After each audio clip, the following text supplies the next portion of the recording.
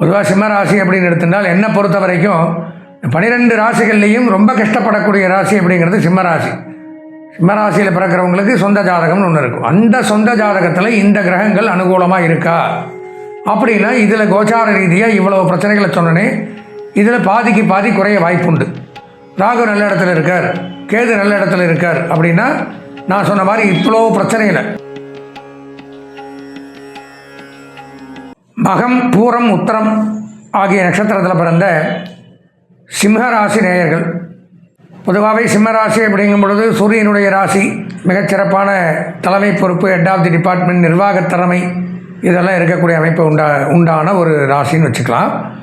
இந்த கோச்சார ரீதியான பலன்கள் இப்போது நிறையா பார்த்துருப்பீங்க. இப்போ தான் முடிஞ்சிருக்கலாம். சனி பயிற்சி, ராகு கேது பயிற்சி, குரு பயிற்சி, இதெல்லாம் எல்லா சேனல்லையும் எல்லாத்துலேயும் போட்டு முடித்து ஒவ்வொருத்தரும் ஒரு கருத்தை சொல்லி இப்படியெல்லாம் முடிச்சுட்டு கடந்த காலத்தில் எப்படி இருந்தது, இப்போ எப்படி இருக்குது, இனிமேல் எப்படி தான் இருக்குது சிம்மராசிக்கு, இந்த நாளையும் அலாசி பார்த்தோம்னா ஒரு முடிவு கிடைக்கும். அதுக்கு இதை பண்ணலாம், இப்படி இருக்கலாம், இனிமேல் இப்படி தான் வரப்போகுது அப்படிங்கிறத பற்றி தான் இந்த கோச்சார பலன்கள்.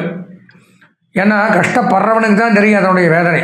சொல்கிறவன் சொல்லிட்டு போயிடுவான், அவனுக்கு என்ன அப்படிம்பா, அவனுக்கு அந்த இடத்துல இருந்தால் தான் அது தெரியும். அப்போது இது ஆளாக என்னடா மறுபடியும் இதே பதிவை இப்படி போடுறோன்னு தெரிஞ்சுக்குவேன். நீங்கள் என்ன கஷ்டத்தில் இருப்பீங்கிறது எங்களுக்கு தெரியும். பொதுவாக சிம்மராசி அப்படின்னு எடுத்துட்டால் என்னை பொறுத்த வரைக்கும் 12 ராசிகள்லேயும் ரொம்ப கஷ்டப்படக்கூடிய ராசி அப்படிங்கிறது சிம்மராசி. என்னடா இப்படி சொல்கிறேனே நினைக்க வேண்டாம். பெற்ற தாய் தகப்பங்கிட்ட கூட நம்ம கஷ்டத்தை சொல்ல முடியாத ஒரு சூழ்நிலை. அவ்வளோ வேதனை ஷேர் பண்ண முடியாது. கணவன் மனைவிக்குள்ளே சொல்லிக்க மாட்டாங்க, நண்பர்கள்ட்ட சொல்லிக்க மாட்டாங்க, அம்மா அப்பாட்ட சொல்லிக்க மாட்டாங்க, அண்ணன் தம்பிக்கிட்ட சொல்லிக்க மாட்டாங்க. அவ்வளவு கஷ்டங்களை படக்கூடிய ராசி சிம்மராசி. எப்படியாவது மேனேஜ் பண்ண, ஏதாவது பண்ணணும். சிம்மராசிக்காரங்களுக்கு அவங்க மட்டும் இல்லை, அவங்கள நினச்சி அவங்களோட ரிலேஷன்ஷிப் வச்சுருக்கிறவங்களும் கஷ்டப்படுவாங்க. ஏன்னு பார்த்தீங்கன்னா கிரகங்கள் அமைப்பு அப்படி. சிம்மராசிங்கும் பொழுது லக்னத்திலே கேது, ஏது வந்தாலும் கேது வரக்கூடாது. தலைமையில கேது உட்காந்து ஆட்டி படைக்கிறார். கேது என்ன பண்ணுவார்? வாதம், வம்பு, வழக்கு, பிளேம்ஸ், கெட்ட பெயர், அசிங்கம், அவமானம், பழிச்சொல், கேவலம், அவமரியாதை, இவ்வளோ நாள் சேர்த்து வச்ச பெயருக்கு களங்கம், புகழுக்கு களங்கம், கண்டிப்பாக நீதிமன்ற பிரச்சனை, கோர்ட் கேஸ், வம்பு வழக்கு இந்த மாதிரி கொடுக்கு. நரம்பு கோளாறுகள், இருக்கிற இடத்துல பிரச்சனை, பூமி சம்பந்தமான பிரச்சனை, இதெல்லாம் கொடுக்குறாரு. குரு பகவான் ஒன்று தான் கொஞ்சம் சாதகம், 11ஆம் இடத்துல இருக்கார். உத்தியோக ரீதியாக ஓரளவு நல்லா இருக்கலாம், திருமண பிராப்தி நடக்கும்.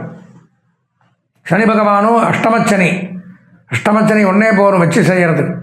அப்போது கஷ்டம், துன்பம், துயரம், வேதனை, அலைச்சல், சங்கடங்கள், மன உளைச்சல், பொருளாதார விரயங்கள், வாகன விபத்துக்கள், வாகன பழுதுகள், கெட்ட பெயர், எல்லாம் பண விரயம்.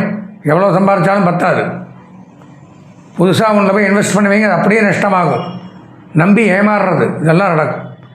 ராகு பகவானும் 7ஆம் இடத்துல களத்திரஸ்தானம், கணவன் மனைவிக்குள்ள பிரிவு, கருத்து வேறுபாடுகள், சண்டை சச்சரவு, காதல் முறிவு, இந்த மாதிரி பலவிதமான தொல்லைகள் இருக்கக்கூடிய சிம்மராசிக்கு ஒரு விடிவு காலம் இருக்கா அப்படின்னு பார்த்தா இதுக்கெல்லாம் விடிவு காலம் இருக்குது. பொதுவாக சிம்மராசிக்காரங்களுக்கு இந்த பிரச்சனை. சிம்மராசியில் இருக்கிறவங்களுக்கு சொந்த ஜாதகம்னு ஒன்று இருக்குமில்ல,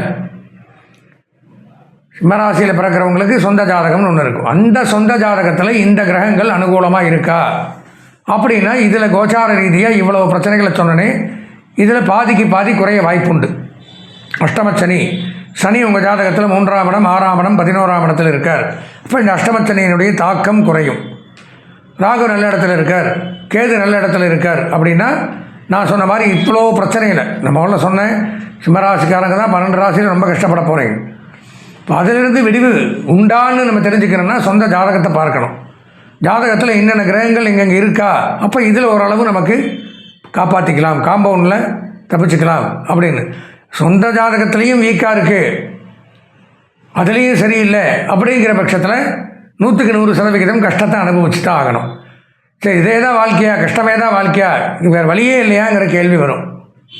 நோயின்னு ஒன்று வந்துட்டு அதை சரி பண்ணுறதுக்கு மெடிசன் ஒன்று வச்சுருக்கோம். அந்த மாதிரி சொந்த ஜாதகத்தை பார்த்தால்தான் உங்களுக்கு என்ன நோய்ங்கிறதை கண்டுபிடிக்கும், அனலைஸ் பண்ண முடியும். இந்த கிரகத்தினால நான் சொல்கிற மாதிரி சனி, குரு, ராகு, கேது மட்டுமல்ல, மீதி இருக்கிற 5 கிரகம் 9 கிரகத்தையும் ஆராய்ந்து பார்த்து இதனால் இவனுக்கு இந்த பிரச்சனை, இதை கஷ்டப்படுறான், அப்போ இதுக்கு என்ன ரெமெடி அப்படிங்கிறத கண்டுபிடிக்கிறோம். ஈஸியாக கண்டுபிடிச்சிடலாம். கண்டுபிடிச்சிட்டு அதுக்கு எளிய பரிகாரம் நம்ம ஜாதகம் பார்த்துட்றோம், நீங்கள் ஜாதகமே அனுப்பிச்சி வைக்கிறீங்க.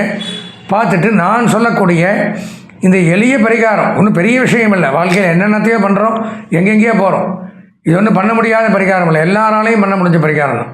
அப்படி என்ன பரிகாரம் அப்படின்னு பார்த்தீங்கன்னா, எந்திர ராஜாய வித்மகே எந்திர ரூபாய திமகே தன்னோ எந்திர பிரச்சோதயாத் அப்படின்னு பேர்.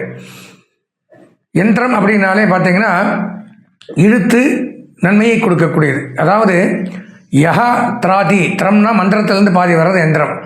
மனசா திராய தீதி மந்திரம், புரிஞ்சுதுங்களா? மனசில் நினச்சி எழுதுறது தான் யந்திரம்.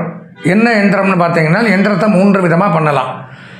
அதாவது அதில் பீஜாட்சரங்கள்னு பேர். நமக்கு என்ன பிரச்சனையோ அதற்கு என்ன சுவாமி நமக்கு அனுகிரகம் பண்ணமோ அதனுடைய மூலமந்திரத்தை தங்கத்தகடில் எழுதலாம், வெள்ளித்தகடில் எழுதலாம், காப்பரத்தகடில் எழுதலாம். இதில் எழுதி அந்த எந்த சுவாமியினால் சனி 7.5 வருஷம் பிரச்சனை பண்ணுறாரா, அது ஜாதகத்தை பார்த்தா தெரியும். ராகு கேது பிரச்சனையா, வேறு கிரகங்கள்னால பிரச்சனையா, இந்த கடன் தொல்லையாக இருக்குது, திருமணத்தில் தொல்லையா, உத்தியோகத்தில் தொல்லையா, கணவன் மனைவிக்குள்ள தொல்லையா அப்படிங்கிறதெல்லாம் ஜாதகத்தை பார்த்து கண்டுபிடிச்சிட்டோம்னா அதற்குண்டான எப்படி நம்ம கும்பாபிஷேகத்தில் பார்த்துருப்பீங்க, சுவாமிக்கு அடியில் காப்பரத்தகடு தான் வைப்போம். அதில் சுவாமியினுடைய மூலமந்திரம். மேலே பார்த்தீங்கன்னா விமான கலசம் இருக்கும், கோபுர கலசம், அதுவும் காப்பர். கீழே பார்த்தீங்கன்னா சுவாமிக்கு அடியில் யந்திரம், அது டவர், இது சிம் கார்டு. இங்கே என்ன பேசுகிறோமோ அது இழுத்து கொடுக்குறது தான் யந்திரம். யந்திரம் எடுத்துன்னா விநாயகருக்கு விநாயகருடைய மந்திரத்தை எழுதுறோம், விநாயகர் வந்துடுறார். சிவன்னா சிவனுக்கு உண்டான மந்திரம். அந்த மாதிரி நமக்கு என்ன தோஷமோ அதை நிவர்த்தி ஆகிறதுக்காக வேண்டி அதனுடைய மந்திரங்களில் உங்களுக்கு என்ன பிரச்சனையோ அதை நான் மனசில் சங்கல்பம் பண்ணி தியானம் பண்ணி ஒரு 12 நாள் 1/4 மண்டலம் பூஜையில் வச்சு 108 தடவை டெய்லி ஜெபம் பண்ணி உருவேற்றி அந்த மூல மந்திரத்தை, உங்களுக்கு ஒரு பிரச்சனை சுதர்சன மந்திரம், உங்கள் சுதர்சன எந்திரம் வைக்கிறேன்னா அவருடைய மந்திரம் ஓம் க்ளீம் சகஸ்ரார கும்பன் நமஹ சுதர்சனாஜ வித்மகே மகாஜ்வாலாஜ தீமகே தன்னோ சக்கர பிரஜோதயாத். இந்த மாதிரி மந்திரங்களை 108 தடவை உருவேற்றி எந்திரத்தில் சாநித்தியம் பண்ணி இந்த பிரச்சனை இவருக்கு நிவர்த்தியாகணும் அப்படிங்கிறத பூஜை பண்ணி அந்த எந்திரத்தை உங்களுக்கு கொடுக்கும் பொழுது அந்த எந்திரத்தை கேடயமாக நம்ம பாக்கெட்லேயே வச்சுக்கலாம். இந்த இதெல்லாம் விசிட்டிங் கார்டெல்லாம் வச்சுக்கிறேன் பார்த்தீங்களா, அந்த மாதிரி இதில் தான் இருக்கும். அதை வச்சுன்னு தைரியமாக நீங்கள் எந்த இடத்துக்கு போனாலும் உங்களை வெறுக்கிறவங்க கூட உங்களை பார்த்து வாங்கன்னு கொய்யறதுக்கு முட்டு வசீகரத்தை ஜன வசீகரம் தன வசீகரம் 2ஐயும் கொடுக்கும். அதனுடைய மாற்றங்கள் நிறைய பேர் அனுபவிச்சிருக்காங்க, நிறையா காரியங்கள் நிறைய பேருக்கு சித்தியாக இருக்குது. இந்த எந்திரம் எளிமையான பரிகாரம். பெரிய யாகங்கள் பூஜைகள் இதெல்லாம் பண்ணோம்னா 40,000 50,000 60,000 1 லட்ச ரூபா வரைக்கும் செலவாகும். இது அவ்வளோ ஆகாது. அதனால் இது சொந்த ஜாதகத்தை பார்த்து நமக்கு என்ன எந்திரம் தேவையோ அதை செலக்ட் பண்ணி நம்ம பாக்கெட்டில் வச்சுட்டு அல்லது பூஜை அறையிலையும் வச்சுட்டு பண்ணிட்டு வர உங்களுக்கே போக போக ஒரு மண்டலத்துக்குள்ளேயே ஒரு மாற்றங்கள் அப்படிங்கிறது கண்டிப்பாக தெரியும்.